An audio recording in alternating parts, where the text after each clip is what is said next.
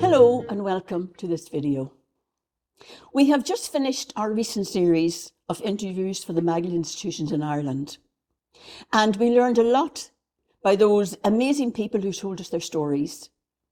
And the purpose of today's video is to remind us of what they told us, because we cannot allow ourselves to forget these stories.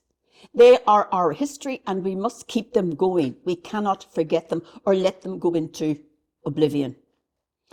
And the purpose of this video is simply a review of what we were told by those amazing individuals. We started off in a very appropriate place. We started off at the Magdalene bench in St. Stephen's Green in Dublin, where the plaque is to the survivors of the Magdalene institutions. And I launched my new book from there, What's in a Name? Refuge, Reform or Punishment. And I gave a brief description, a brief explanation what the Magdalene institutions were all about. And then we moved to Sean McDermott Street in Dublin.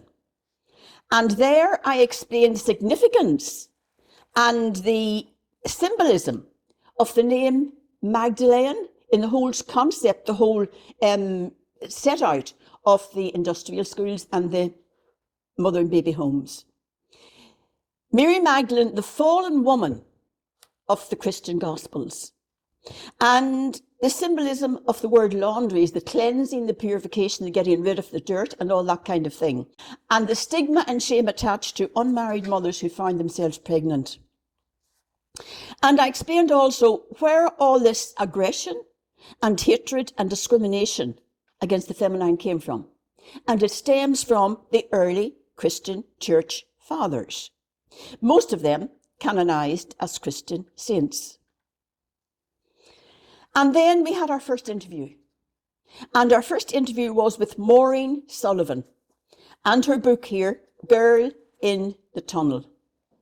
Maureen spent a number of years as a young child in the Magdalene Laundry in New Ross. And she told us about the horror she experienced in there. And why was she in that Magdalene Laundry? She was in that Magdalene Laundry because her stepfather raped her. And she reported that, a young child. She reported that to the nun in the school.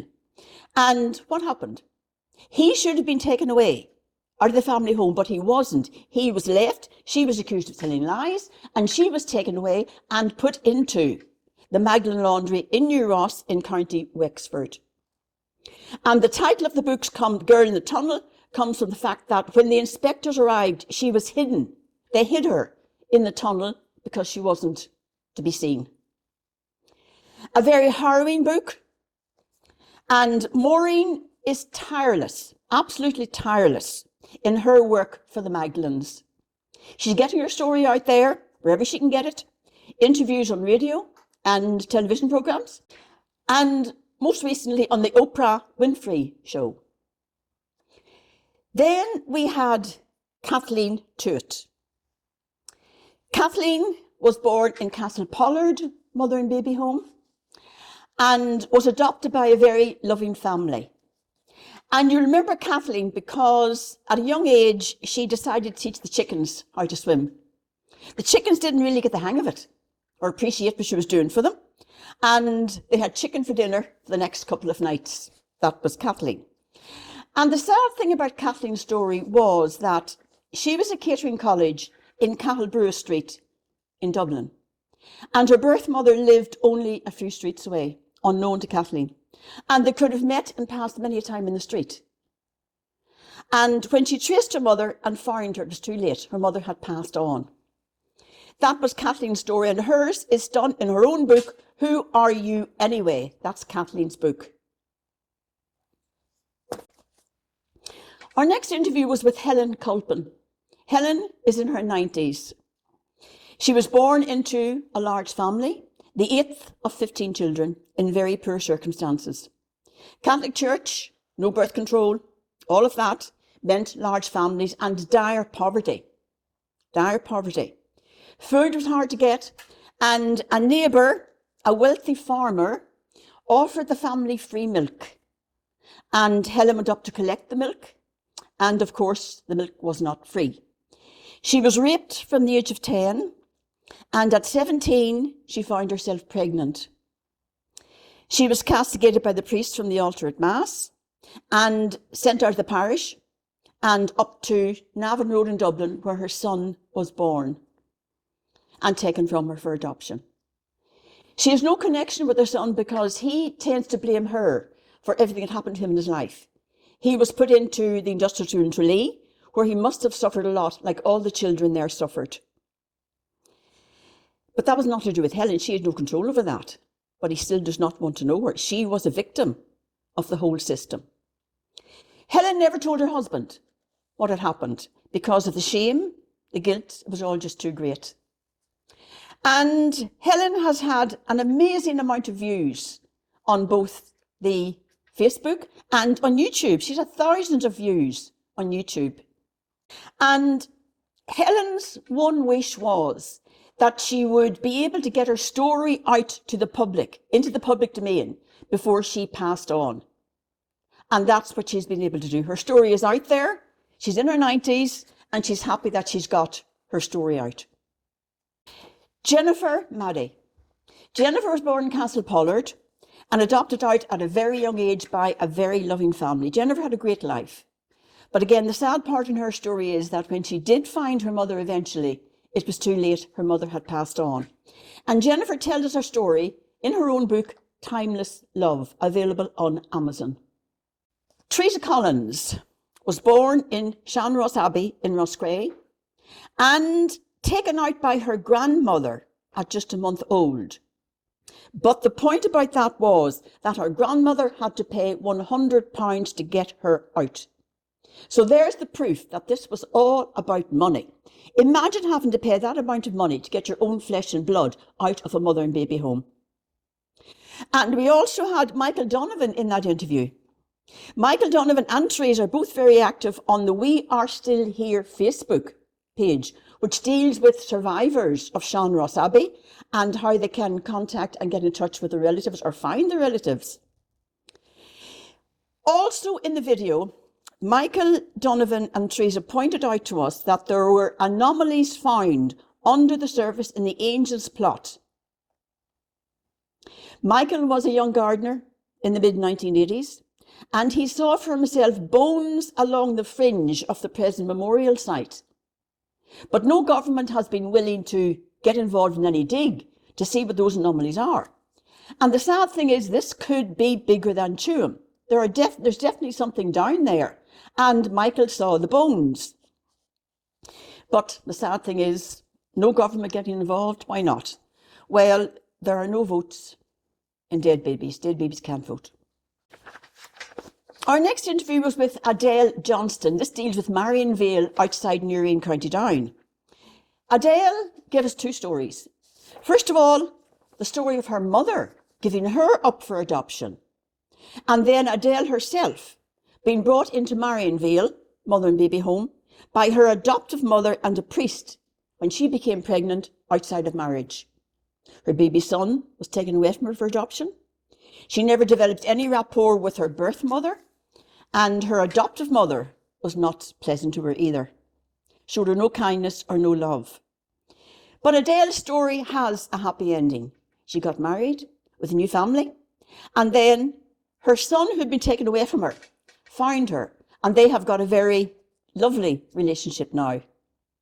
Adele devotes her time to giving interviews, radio and television programme, getting information out there, helping and supporting victims of Magdalene institutions. She was also on the RTE programme Stolen. You'd recognise her from there. Terri Harrison was one of the PFI's Pregnant from Ireland women, forcefully taken back from England to Ireland by a priest, and she was sent to Bessborough, where her son was born, and taken from her. And her story is told in Deirdre Finity's book, 3 Women, 3 Decades, 3 Stories of Courage. That's Terri Harrison. And again, Terri is devoted to helping survivors of Magdalene institutions. Anna Corrigan. Anna's story is different from the others. Anna herself was not in an institution. She only found out after her mother had passed that her mother had given birth to 2 boys in Tuam Mother and Baby Home, John and William. John was certified dead. He was accounted for amongst the 796 babies found at Tuam, but William, her other brother, has never been accounted for. And Anna is still convinced that her brother William is alive and in America. Probably one of the babies sent across the water, as part of the illegal adoption progress, the selling of babies. Babies out, money in, babies out, money in. And probably his name changed. So how do you find a needle in a haystack?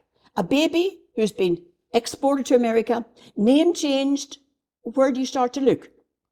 But Anya continues her search, despite all the obstacles being put in her way by successive governments. And she too is very active in supporting and helping victims of Tuam and other Magdalene mother and baby homes.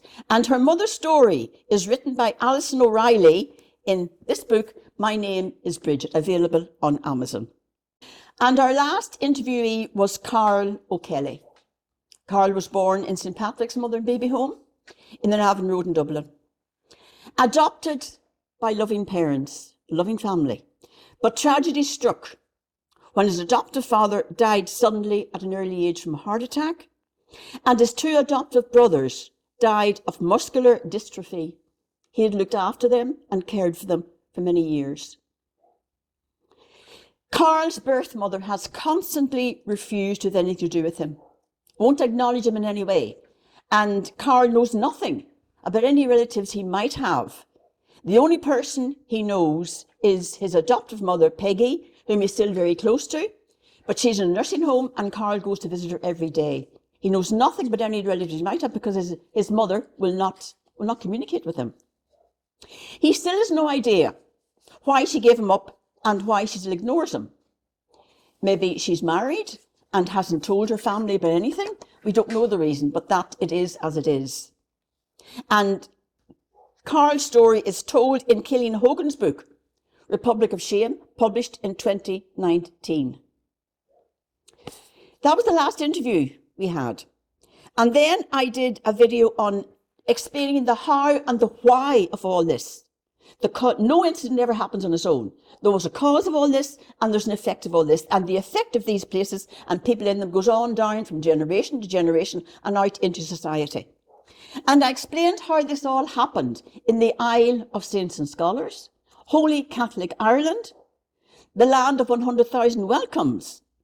And it all had to do with the power of the Catholic Church in 20th century Ireland. And 2 men, Cardinal Paul Cullen and Archbishop John Charles McQuaid. And the 3rd man in the equation was Eamon de Valera and his Holy Alliance, Church and State, himself and McQuaid.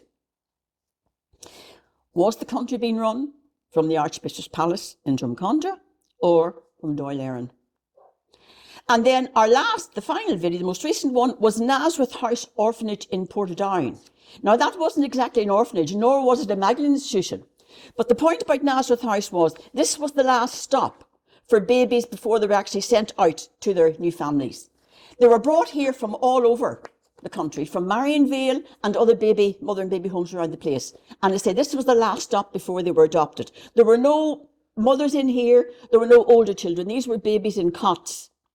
And they weren't orphans.